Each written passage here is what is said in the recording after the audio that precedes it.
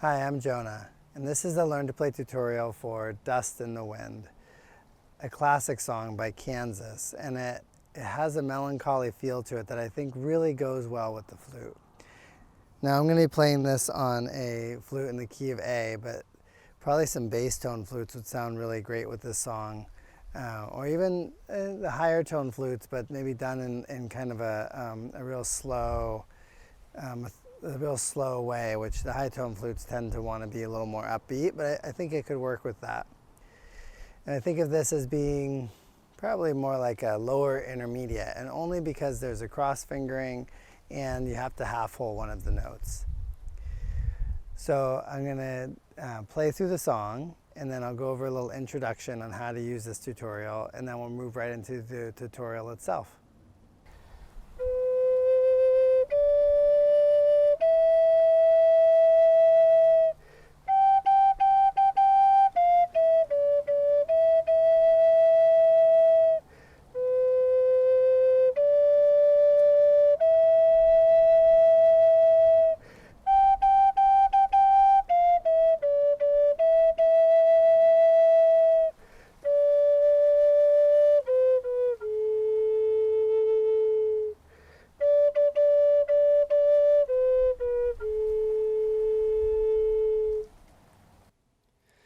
Now, the easiest way that I find to learn songs is to work through them phrase by phrase. Now, phrases are like sentences. You put a bunch of sentences together to build a story. In the same way, you put a bunch of phrases together to build a song. Essentially, each time you pause to take a breath, you've completed a phrase. And because in the music we've added these breath marks, you can easily see that the phrases begin and end at each of these breath marks. I've also noted the number of the phrases using these italicized numbers. Phrase 1, 2, and so on. As I walk through each phrase, I'll note anything that's unusual or particularly challenging in that phrase, and then I'll show you how to play it, and I'll play it at a really slow tempo. And at that point, I'd suggest pausing the video and working on that phrase until you have the fingerings and the rhythm pretty well down at that slow tempo, and then move on to the next phrase. Once you move through the whole song, I suggest going back to the beginning of the song and working through each phrase again. And each time you do that, your hands will memorize the fingerings a little bit more, and you'll memorize the rhythms a little bit more, and the song will get easier to play, and you can start bringing it up to tempo. These are the notes that some of you may not have played before, so when you come to these notes in the song, have some patience with yourself. It may take a little time to learn the transitions from the note before it to this note and to the note after it. I'll also talk more about these transitions and notes as we come upon them in each phrase. This is the sheet music for Dust in the Wind, and before I move into the phrases themselves, I'm going to give you kind of an overview. Now, this is a simplified version of the song. The melody in the actual song itself has a lot more embellishment on it. And this way, we keep it simplified so that it's straightforward to learn to play. It makes it a lot more accessible. And then as you play it, you can embellish on it in your own way. It becomes really creative that way. And you can also listen to the song and kind of find where they embellish on it and how they embellish, and you can kind of mimic those things as well.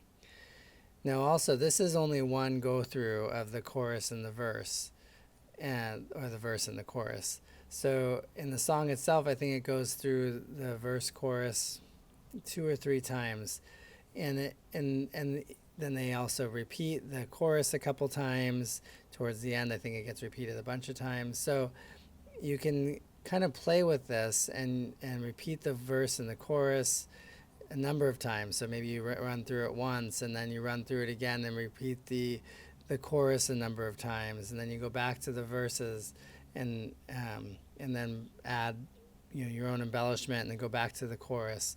So you can kind of play around with it in that way.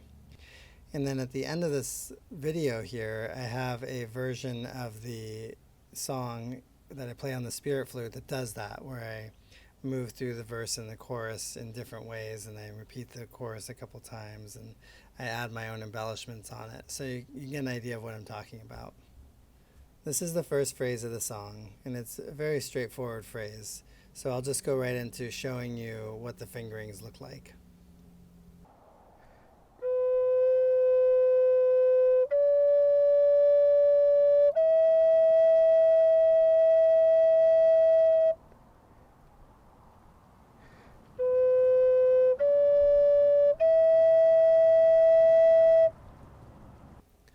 So this is the second phrase of the song, and rhythmically it kind of, to my eye, could look complex, mostly in this 16th note to this 16th note tied to an 8th note, which gets 3/4 of a beat. So what is 3/4 of a beat? It can be challenging to count out 3/4 of a beat. So it becomes all about the feel of the rhythm. So if you know the song, it can be much more intuitive and it can be really helpful here. But moving through this section from these 8th notes, which get a half a beat, to this 16th note, which gets a 1/4 of a beat, and then this 16th note tied to an 8th note, so that gets 3/4 of a beat, and then you move back into the 8th notes. So it ends up sounding like ta ta ta ta ta ta ta ta ta ta ta. Am I holding the 8th note tied to the 16th note for exactly 3/4 of a beat? I'm not sure, but it sounds right. So that's where you really could count it out and it could get it exactly right. However, because I know the song and because I know the rhythm, it's way more straightforward to just move through it in the way that I know it's supposed to feel. So that would be my suggestion. If you want to count it out, then it would sound like this. 1 and 2 and 3 and 4 and 1 and 2, 3, 4. Ta ta ta ta ta ta ta ta ta ta ta. Ta ta ta ta ta ta ta ta ta ta ta.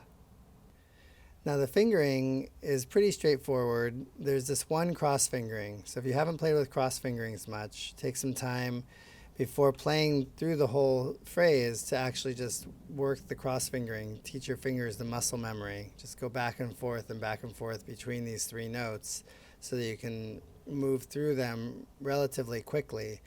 And then when you start playing the melody in this phrase, start slow so that your fingers can move through it smoothly, and then as you become more proficient at it, you can start speeding the tempo up.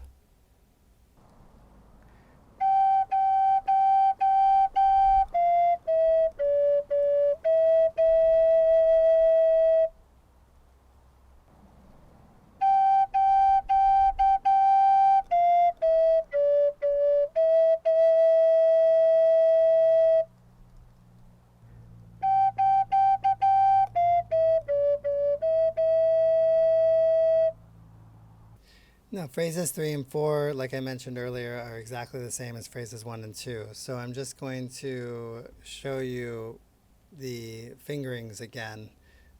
I'll play phrase 1 or phrase 3, and then phrase 2, which is phrase 4, and just one back to back.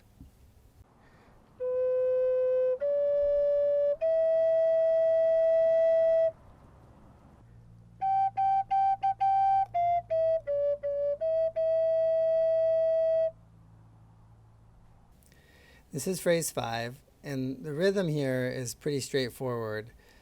It's the half hole right here that's the most challenging part of this phrase. And if you haven't played with half holing before, this will be a good time to teach your fingers how to do that. So I usually like to catch the bottom half of the hole, kind of the inside bottom half of the hole. And I'll show you a visual of it here. And then in this song, it moves to the low note. So there I move my finger over to catch the low note. So here it is again. So if you haven't played with this before, one thing that helps people a lot of times is doing it in a mirror. So you can actually see your finger and where you're hitting the hole and kind of adjust accordingly. And it's just about teaching your finger the muscle memory to catch this note.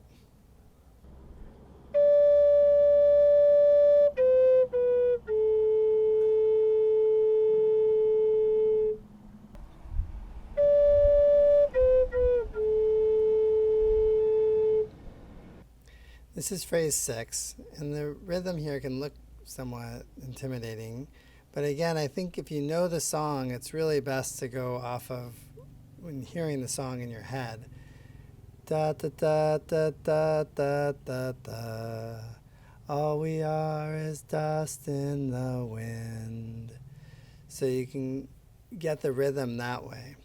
Ta ta ta ta ta ta ta ta. Now, if you wanted to count it out, it would sound like this: 1 and 2 and 3 and 4 and 1, 2, 3. Ta ta ta ta ta ta ta ta. Now the fingerings are pretty straightforward in this phrase. It's mostly this half hole again. So this song will give you plenty of half hole work, and it's a great note to be able to hit. It actually will allow you to play some other scales. I've done a couple different scales in the Discover New Sounds video series in which the half hole is used to play the scale. So it really opens up a whole new creative realm to play with when you can start playing this half hole and these other scales as well.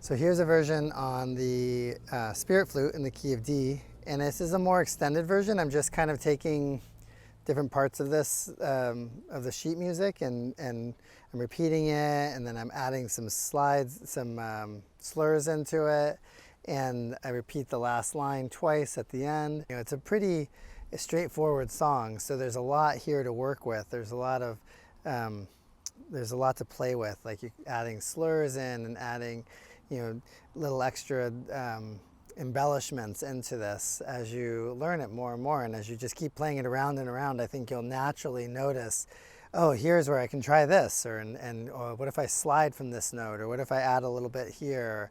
It really gives a lot of area for play to play with the song. Now, if you don't know the song, it'd be really helpful to go and watch it. There's the classic version of the video is on YouTube, and you just put in "Dust in the Wind" and it'll come up, and it's a very classic Kansas. So it's a fun one to watch. So with that, enjoy.